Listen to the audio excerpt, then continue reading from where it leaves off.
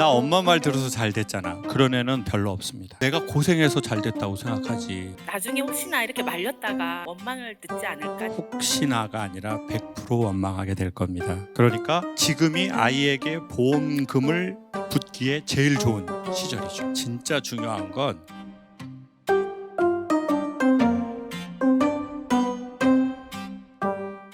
안녕하세요. 고3 엄마입니다. 정시 성적에 맞춰 대학을 갔으면 좋을 것 같은데 아이는 재수를 원합니다. 아이 뜻대로 부모가 양보를 해야 하나요? 아이가 몇 명인가요, 어머니? 저희는 남녀 쌍둥이에요. 그러면 한 명은 어떻게 됐어요? 수시로 넣어서 걔는 이제 합격 발표도 났고. 그래요? 예. 그 친구는 어떻게 본인이 원하는 학과를 갔어요? 아니면 학과만 맞췄어요? 아니면 학교만 본인이 원하는 곳에 갔어요? 학과를 맞췄어요. 학과를 학과를. 맞추고 두 명인데 성향이 너무 다르고 그다음에 공부 스타일도 다르고 아, 욕심도 다르고. 아, 예. 그래서 이제 학교도 고등학교 진학을 아예 다르게 갔거든요. 아예 다르게 가고 제가 일했던 이제 제가 유치원 근무도 하고 뭐 어린이집 근무도 하고 이제 그래서 유아교육과를 받쳐서 이제 학교를 진학을 했거든요, 지금. 그래서 학교 발표도 났는데 이제 아들이 문제인 거죠.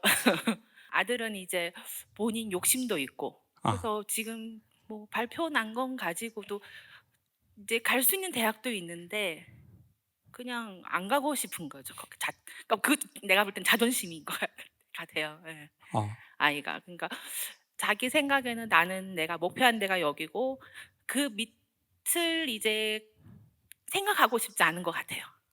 그러면 그 아들이 지금 자존심도 세고 예. 욕심도 있고. 네. 자기는 이제 재수를 하고 싶어 해요. 근데 아직 정시 이제 원서도 아직 안 들어간 상태인데 본인 마음에 이미 재수를 생각하고 있는 것 같은 거예요.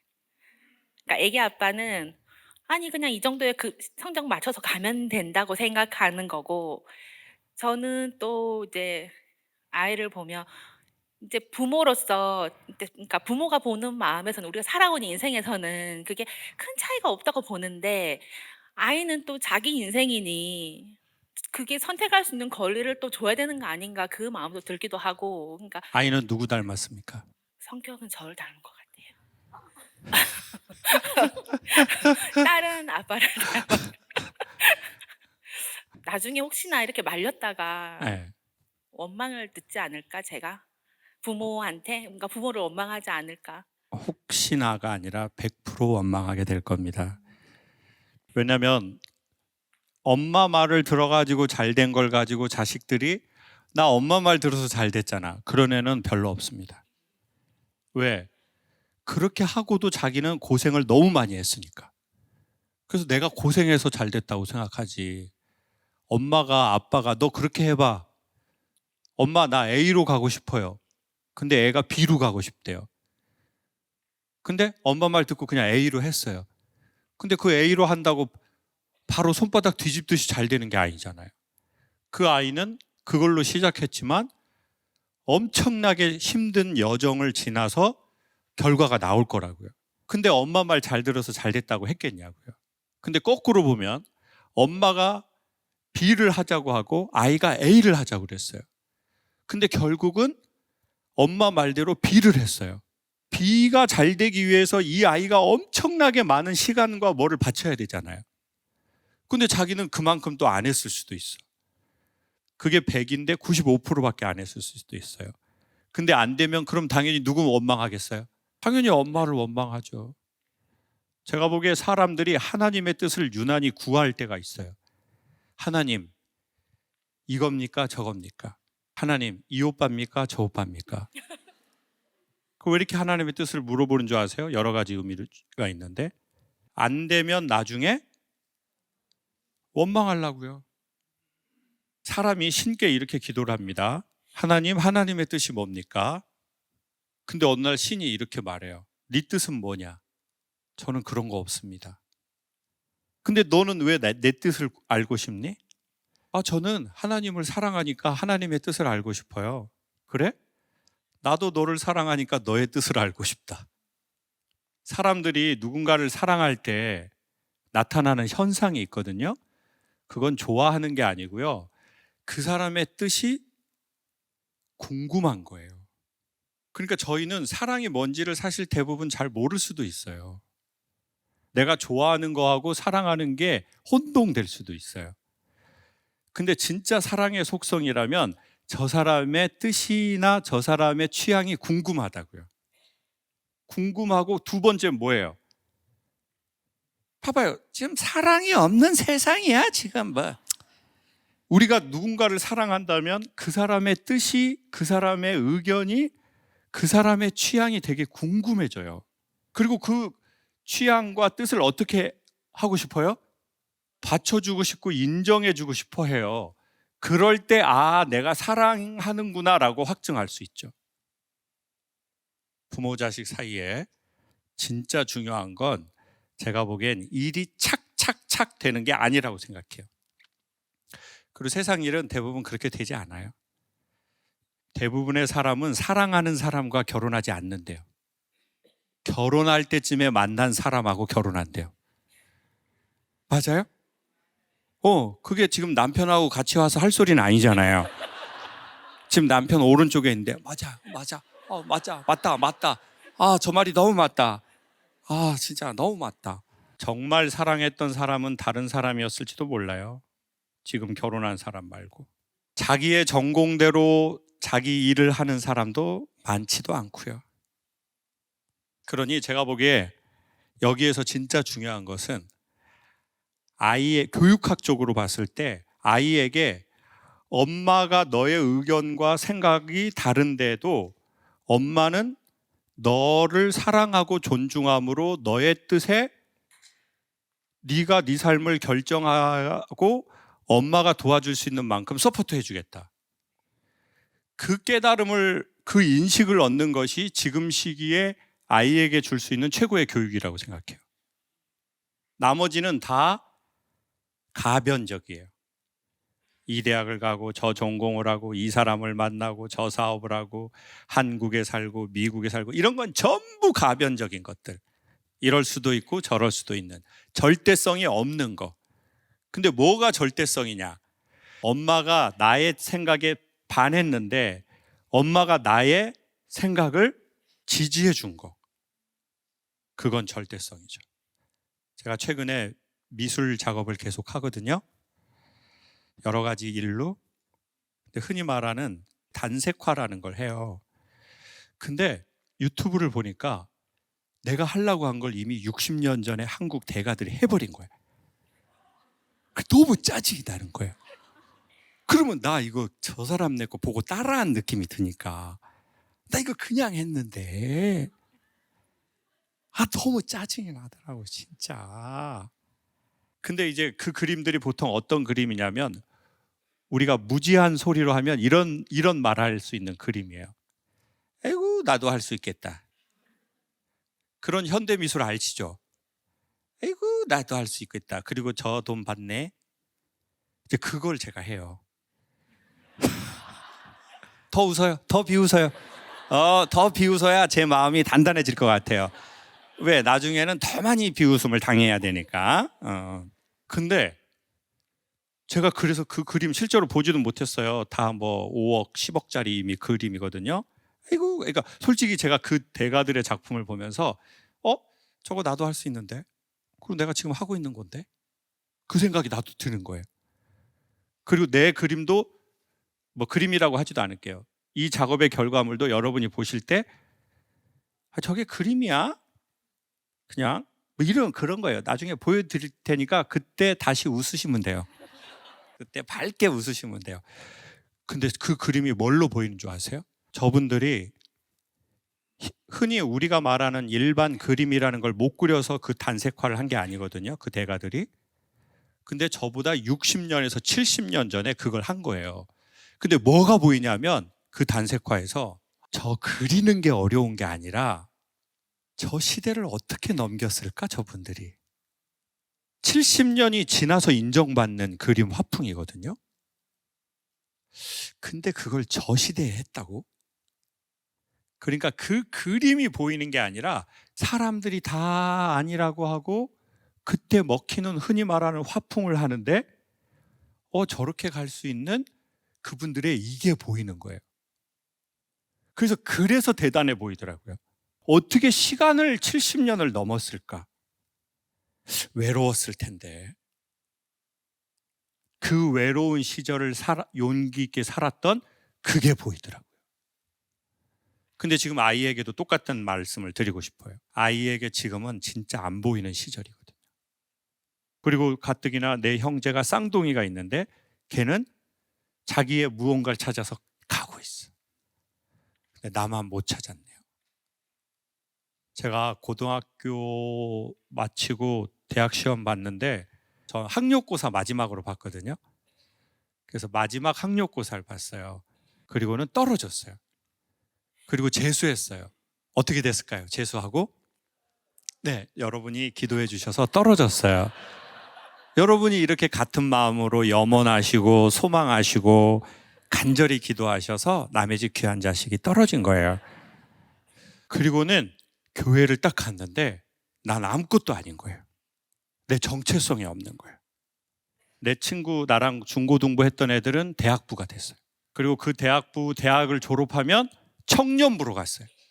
근데 저는 대학생이 아니니까 나이는 대학생인데 대학부인데 대학부가 아니야. 대학생이 아니잖아요. 그리고 청년부는 또 아니에요. 그래서 청년부로 간 거예요. 근데 청년부는 이미 대학 다 졸업하고 직장 다니는 누나 형들이 많았어요. 28, 29. 제일 어린 사람이 27. 근데 저는 22살인데 청년부를 간 거예요. 그러니까 교회 다니기 싫더라고요. 대학부도 아니고 청년부도 아니고 조금 있으면 또 군대 가야 되고 미래는 어떻게 될지 모르고 그래서 그때 교회 안 나가버렸어요. 제가 보기에 아이는 지금 그 시절이죠. 대학생도 아니고. 아이 학원 다니나요? 고3 졸업을 아직 안 했으니까. 그러면 지금부터 네. 생각이 어마어마하게 많을 거예요. 그러니까 지금이 아이에게 보험금을 붓기에 제일 좋은 시절이죠. 나중에 아이 잘 되잖아요. 그러면 엄마 그렇게 고맙지 않아요. 지금이 이 땅도 아니고 저 땅도 아니고 뿌리가 가장 흔들릴 때. 그러니까 이때 아이한테 믿음을 줘야죠. 저에게 물으신다면 재수하냐 안 하냐의 문제가 아니라 지금은 아이에게 지지와 믿음을 줄 때라는 말씀을 드리고 싶어요. 어느 학교를 가고 전공을 하고 이런 건 대부분 상대적이지만 부모가 아이에게 믿음과 지지를 주는 건 절대성이라는 거죠. 아이에게 영상 메시지 한번 하실래요? 이름 부르면 그러니까 이니셜로 하세요. 아들아, 엄마는 널 믿는다. 네가 펼치고 싶은 만큼 펼쳐봐라. 지지는 해줄게.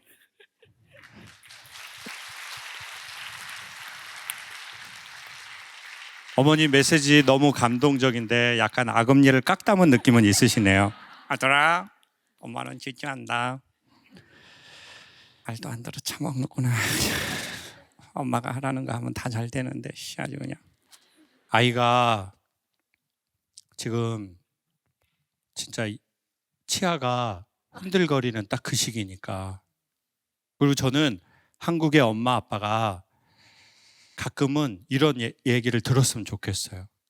왜냐하면 우리는 몰라서 못하는 게 아니라 내 자식이니까 못하는 것 같아요. 우리는 모르지 않아요. 내 자식이니까 눈이 가려지는 거죠.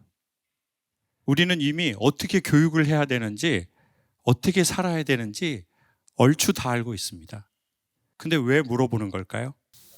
확신을 가지려고? 어떤 확신이요? 여자분들이 이러잖아요. 여보, 나 보라색이 어울려? 분홍색이 어울려? 보라색 어울리는데? 그래? 분홍색 사야지? 왜 이딴 짓을 하는 거라고 생각해요? 원래 처음부터 들을 마음이 없었잖아요. 지가 이미 찍어놨잖아요. 그쵸? 근데 왜 물어보는 거예요? 제가 보기엔 자기의 뜻을 굳히려고 물어보는 것 같아요. 저 사람이 아니라고 그러는데도 내가 사고 싶잖아요? 그러면 이게 진짜 자기가 원하는 거니까. 결론을 내려주는 게 아니라 거울 앞에 서게 하는 건지도 모르는 것 같아요. 거울 앞에 서서 네가 너를 봐라. 나한테 묻는 게 아니다. 너를 봐라. 근데 너를 보기 어색하니까 나한테 묻는 거다. 그래서 어떤 해답이라기보단 거울 앞에 서서 자기를 좀 보면 어떨까. 그리고 이런 얘기를 들을 때 거울 앞에 서는 효과가 나타나는 거죠. 왜? 이건 제3자적 관점이거든요. 보편적인 사랑은 있지만 제3자적 입장이에요. 근데 가족이 되면 내게 돼버리는 거죠. 그래서 한국은 유난히 내 거라고 말해요. 연인들도 뭐라고 그래요? 내 거. 딱 그런 말 하는 사람들 대부분 끝이 안 좋더라고요.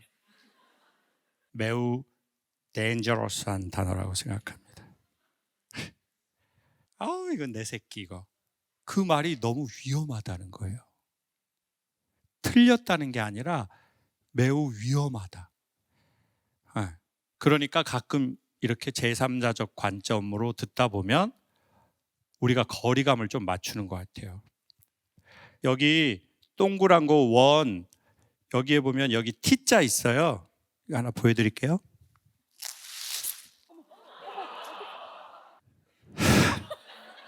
스카치 테이프로 붙여놨네요. 좀 싼 거라 가지고. 여기 보이세요? T? 이거 왜 T냐면 이게 조명이 가장 잘 받는 자리를 감독님들이 맞춰 놓은 거예요. 그래서 더 가까이 가려고 이렇게 가면 여러분은 잘 보이고 유튜브로 보는 10만 명은 거의 안 보이는 거죠. 사실 저는 저기에서 말하고 싶어 하지 않아요.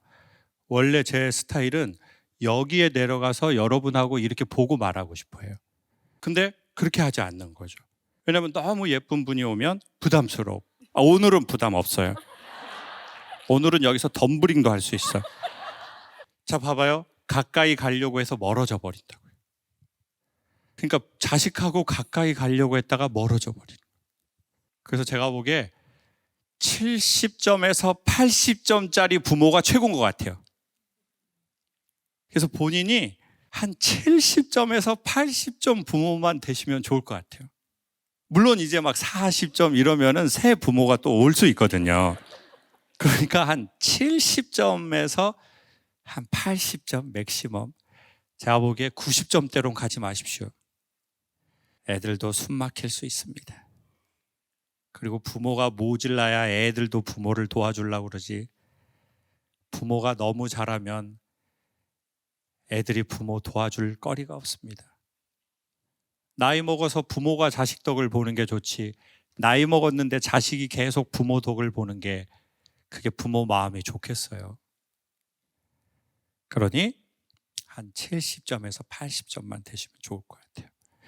부모가 해야 할 1번은 자기의 우주가 생기게 도와주는 것인데 이미 어머니는 아이에게 그걸 해주신 것 같아요. 그러니까 지지 좀 해주시고 대성학원비 조금 내주시면 될 것 같아요. 감사합니다. 사람들이 자기 안에 있는 이야기를 누군가에게 말할 수 있고 이것을 웃으면서 서로 이야기하고 생각할 수 있다는 건 괜찮은 시간을 함께 서로 이야기하면서 보내는 것 같습니다. 한 번에 구원자가 나타나서 우리의 문제를 완벽하게 해결할 수는 없지만 솔직하게 어느 정도는 이야기하고 함께 생각해보는 시간을 갖는 것은 상당히 괜찮은 것 같습니다.